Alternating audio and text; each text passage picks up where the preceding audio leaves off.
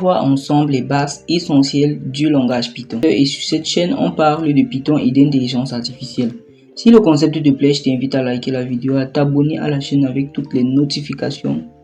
Et nous voilà partis. Python est un langage de programmation utilisé par des millions d'applications, notamment Instagram, YouTube, Spotify, Netflix et j'en passe. Sa simplicité et sa compréhension rapide parce qu'il est très proche du langage de l'anglais. Mais ne vous inquiétez pas, vous n'avez pas besoin d'être un expert en anglais pour comprendre le langage. Il suit également le principe de la programmation orientée objet, en abrégé POO. En gros, dans ce type de programmation, on va utiliser des objets pour matérialiser des entités qui existent dans le monde réel. Nous verrons cela un peu plus en profondeur tout au long de la série. Sur ce, bon visionnage. Commençons par le commencement.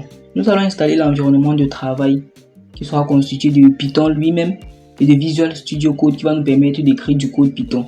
Pour ma part, je suis sur un PC Linux, notamment Ubuntu. Pour ceux qui sont sur Windows, vous aurez un lien dans la description où vous pouvez installer aisément et continuer la vidéo. Sur Ubuntu, c'est très simple d'installer. On ouvre juste le terminal. On tape juste la commande sudo apt update pour faire d'abord les mises à jour si on ne l'a pas encore fait. Lorsqu'on va lancer les mises à jour, ça va faire toutes les mises à jour. On tape également la commande sudo apt install Python 3 parce qu'il y avait Python 3 et Python 2. Du coup, vu que nous sommes à la version la plus récente, c'est Python 3. Les dernières versions qui sont sorties. Lorsque tu appuies sur entrée, normalement, ça doit te demander un mot de passe pour passer en mode super utilisateur. Lorsque tu tapes le mot de passe, ça te commence les téléchargements. Pour moi, ça va pas lancer les téléchargements vu que j'ai déjà Python installé. Maintenant, le deuxième truc à installer, c'est Visual Studio Code. Vous allez donc vous rendre sur ce site. Le lien sera dans la description et vous allez venir ici télécharger la version .deb pour les gens qui sont sur Linux, notamment Debian et Ubuntu. Vous allez télécharger le fichier .deb. Lorsque vous téléchargez, lorsque vous allez lancer le téléchargement, et puis il y a un petit bouton télécharger là, on appuie juste sur ça et puis ça lance automatiquement le téléchargement. Bon, pour ma part, je vais arrêter vu que j'ai déjà Visual Studio Code. Je voulais juste vous montrer à quoi ça peut ressembler. Maintenant, vous venez juste sur le terminal, vous accédez au fichier de téléchargement. Lorsque vous êtes dans le fichier de téléchargement, vous tapez la commande sudo dpkj, je pense, espace -i, et vous allez mettre le nom du fichier .deb que vous avez téléchargé. Lorsque vous avez mis le nom du fichier, vous appuyez juste sur la entrée et puis ça va commencer à extraire le fichier et à installer sur votre PC Visual Studio Code. Mais pour ma part, j'ai déjà Visual Studio Code, donc j'arrête le processus là. Visual Studio Code installé, nous pouvons créer un dossier à l'intérieur. Bon, je vais d'abord quitter là. Je vais entrer dans mon bureau et je peux faire un make directory pour créer un répertoire que je vais appeler formation Python.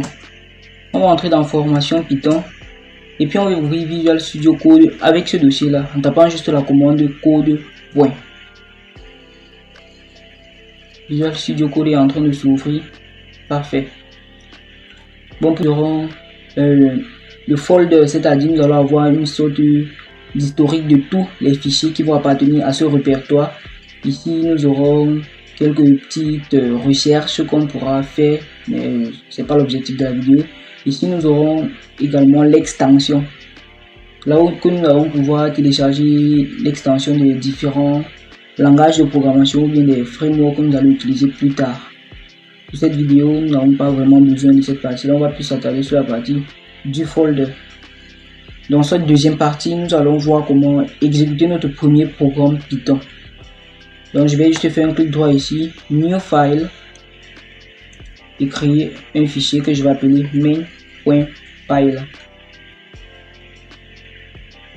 Je vais un peu agrandir, je vais enlever ceci. Je vais agrandir encore. Et nous allons écrire un simple message, le Hello World. Nous allons utiliser la fonction print de Python. On va utiliser la fonction print de Python qui permet d'afficher un message en console. Hop, enregistrer. On va venir ici et puis on va chercher terminal. nouveau terminal. Bon, je vais aller ici.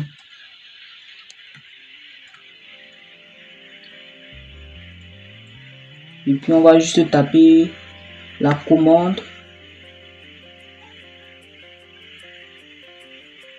Python 3.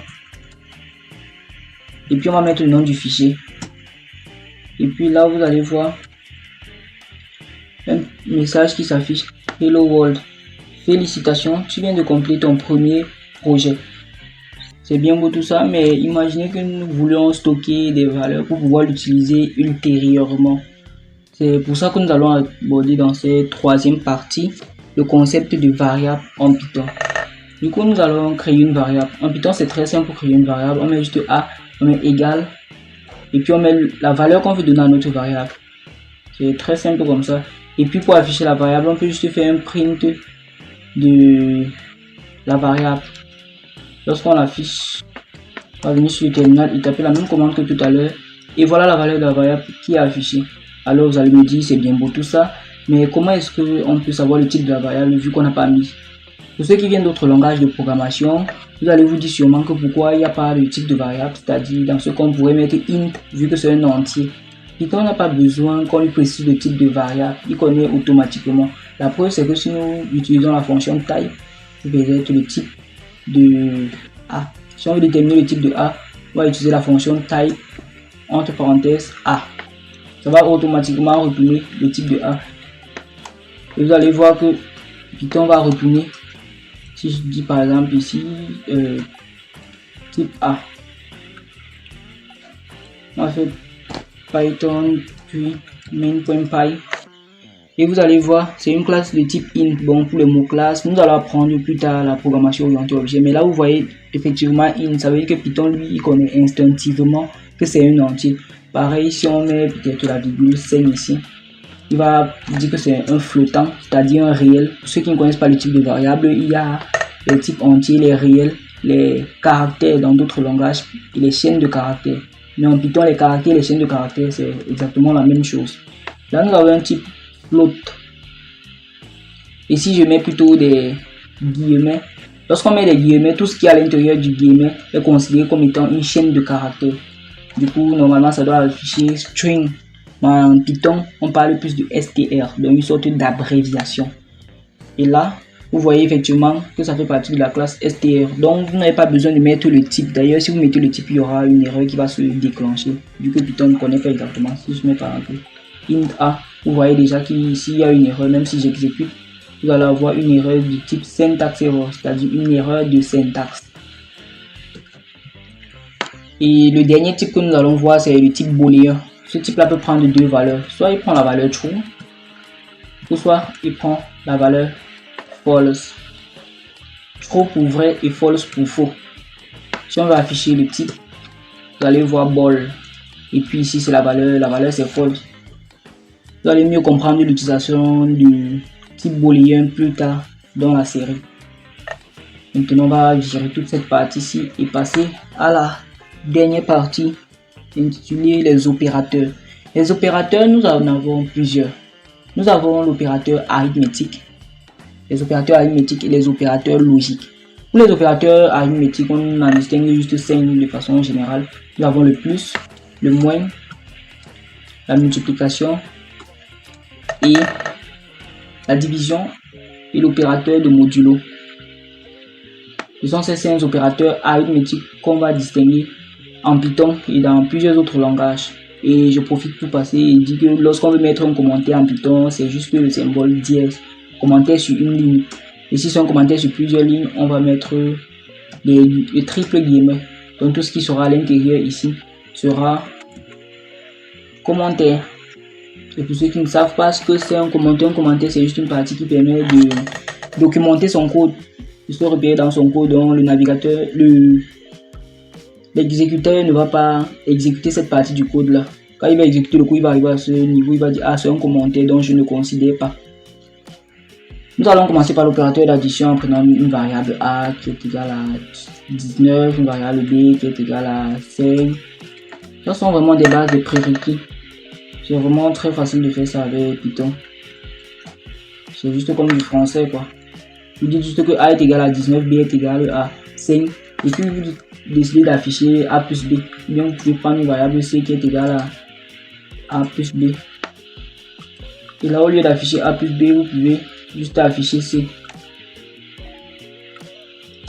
Tout est bon, on termine la commande Python. Et puis on exécute. Ça fait le calcul exactement. Super, c'est exactement ce qu'on voulait. Maintenant vous allez me dire encore c'est bien beau tout ça, mais comment est-ce qu'on va savoir que le 24 correspond à la valeur de A plus B? Alors nous allons utiliser ce qu'on appelle le f-string qui va nous permettre de entrer une chaîne de caractères. C'est-à-dire on va faire un truc comme A plus B. Donc on va prendre la valeur de A. On va prendre la valeur de A qui est 19 plus la valeur de B qui est 5. On va mettre égal à la valeur de C qui est 24. Et c'est ce format-ci qu'on va afficher. Du coup on va virer ceci. On va là mettre F pour préciser le f-string. On ouvre les guillemets. Et maintenant pour ce qui concerne l'addition, on va mettre des crochets. Donc le premier crochet va correspondre à la première variable plus le deuxième crochet à la deuxième variable est égal au troisième crochet qui est égal à la troisième variable. Ici on va mettre A, ici on va mettre B, et là on va mettre C. Du coup on aura exactement ce qu'on veut afficher. Si j'exécute, nous avons exactement ce qu'on veut afficher. Une autre manière de pouvoir afficher ce même résultat, c'est de mettre juste des accolades vides comme ça. A plus B est égal à C. D'enlever le F qui est ici devant et d'utiliser une méthode qu'on appelle format. Lorsqu'on utilise la méthode format, on met juste suivant l'ordre, c'est-à-dire lorsque je vais mettre ABC, la première valeur va être remplacée par le premier crochet, deuxième valeur par le deuxième crochet, troisième valeur par le troisième crochet. Du coup en enregistrant, on obtient exactement le même résultat. Super. Un autre opérateur que nous allons voir, c'est l'opérateur de soustraction. Bon, ça marche exactement pareil. On va pas trop s'attarder sur ça. Bon, là, je vais juste changer le signe et mettre moins pour que ce soit un peu plus cohérent. Et puis, on a le résultat. Donc, vous savez en fait comment ça marche. Soustraction, multiplication, addition et division. Je pense que ce qui sera nouveau pour certains d'entre vous, ce sera l'opérateur de modulo. L'opérateur de modulo, il est très simple à comprendre. Lorsqu'on va par exemple faire la division des deux sites, c'est juste comme une division, comme on disait, euclidienne. On va prendre un certain, on va juste prendre en fait, on va prendre 19. Donc c'est juste, bon, je vais exécuter cette partie-ci. Je vais enlever ça. Voilà, 3,8. Lorsqu'on prend 19 est égal à 3 multiplié par ce 5. Donc c'est égal à 3 fois la valeur de B. Plus 4. Maintenant ce qu'on appelle l'opérateur de modulon, c'est en fait le reste de cette division. Et ici le reste c'est 4. Je vais prendre un autre exemple. Si je prends l'exemple avec 10. Et je veux dire 10 modulo 2. Quand on prend 10 modulo 2, on prend juste 10, on l'écrit en fonction de 2. Vu que c'est 10, c'est déjà 5 fois 2, on ajoute juste plus 0. Du coup, la valeur de 10 modulo 2 sera 0. Si on prend plutôt 10 modulo 3, si on prend plutôt 10 modulo 3, on sait que 10 est égal à 3 multiplié par 3. Et vu qu'il y a un reste, on le met, c'est 1. Du coup, dans ce cas-ci, le reste de la division euclidienne de 10 par 3 sera 1. Donc 10 modulo 3 donne 1. Je pense que vous avez compris à peu près le principe. Je vais donc virer toute cette partie. Et comme on a vu ici, 19 modulo 5 vont donner ce 4 ici. Si on teste en mettant cet opérateur de modulo, on aura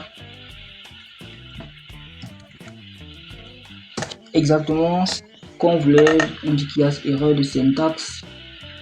Ah ouais, je devais virer cette partie-ci. Voilà. Je pense que maintenant tout sera correct et bon. Voilà, nous avons exactement ce qu'on voulait. C'est comme ça que fonctionne l'opérateur de modulo. Nous allons passer ensuite par les opérateurs logiques. Ces opérateurs-là vont juste permettre de faire une sorte de comparaison. Le premier opérateur que nous allons voir, c'est AND. Vous l'avez bien compris, c'est l'opérateur et en français. Cet opérateur est très simple à utiliser. Si on dit par exemple A et B, ça veut dire, bon, si je dis A est égal à 19 par exemple, et B est égal à 6. L'opérateur AND va vérifier que les deux conditions sont vraies. Est-ce que A est égal à 19? Si c'est ça, alors on va effectivement, on va attendre en fait que B également vérifie la condition. A vérifie la condition. Est-ce que B vérifie la condition? B ne vérifie pas vu que B est égal à 5. B n'est pas égal à 6. Du coup, si on essaye d'afficher ceci, ça va retourner false. Parce que pour que toute la condition soit vraie, il faudra que A soit égal à 19 et B soit égal à 5. Si on essaye d'afficher A égale 6 et B égale 5 par exemple, vous allez voir, ça va retourner false. Je vais virer cette partie ici. Et puis, vous voyez, ça retourne false parce que les deux conditions ne sont pas vérifiées. Avec l'opérateur et il faudra que les deux conditions soient vraies pour que ça puisse retourner vrai. Et dans tous les autres cas, ça va retourner faux. Et pour cette double égalité ici, c'est juste l'opérateur de comparaison. Parce qu'une seule égalité, c'est un opérateur d'affectation. Donc, on donne à une valeur. Et lorsqu'on utilise plutôt l'opérateur, la double égalité, c'est une opération de comparaison. Donc, vous comparez en fait la valeur de A à 6 et la valeur de B à 5. Mais par contre, si je mets 19 là et puis j'exécute, vous allez voir, ça retourne trop parce que les deux conditions sont vérifiées. Bien. Le deuxième opérateur sera l'opérateur OR. On va appeler OU. Encore appelé OU. Et dans ce cas, ça va juste vérifier qu'une condition soit vraie. Ça veut dire que dans ce cas-ci, ça doit normalement afficher true. Parce qu'au moins c'est la condition si elle est vraie. Même si les deux conditions sont vraies, ça va toujours afficher. Donc je vais virer ça. Même si les deux conditions sont vraies, ça va toujours afficher true. Même si une condition est vraie, ça va afficher true. Donc la seule façon pour laquelle ça doit afficher faux, c'est que les deux conditions soient fausses. Donc si ici, je mets 2 A, est-ce que c'est égal à 2? Non. On vérifie la deuxième condition. B, est-ce que c'est égal à 5? Oui. Donc on va afficher true. Pareil, si j'inverse, je mets plutôt peut-être 2 là, et là je mets la vraie valeur. Ça va également retourner true. Mais par contre, si les deux valeurs sont fausses, alors ça va retourner false. C'est juste ça l'opérateur OU. Et le dernier opérateur que nous allons voir, c'est l'opérateur NOT qui permet de dire en fait d'une variable. Quoi. Si je dis par exemple A est égal à 2 en temps normal, ça doit afficher false. Ça doit afficher false, genre ce n'est pas égal à 2. Ça ne vérifie pas en fait un NOT ici. Parce que NOT ça veut dire non. C'est plutôt le contraire. Le contraire de A est égal à B, c'est A différent de 2. Donc ici c'est comme si on disait en fait, on mettait en fait une sorte de différence. Que A est différent de 2. Du coup la condition elle est vraie. On va afficher true. Vu que si je dis que A est différent de 2, ça c'est vrai. Vu que A n'est pas égal à 2, c'est 19. Et j'en profite pour passer et dire que l'opérateur de différence c'est juste un point d'exclamation et puis une égalité. C'est juste ça.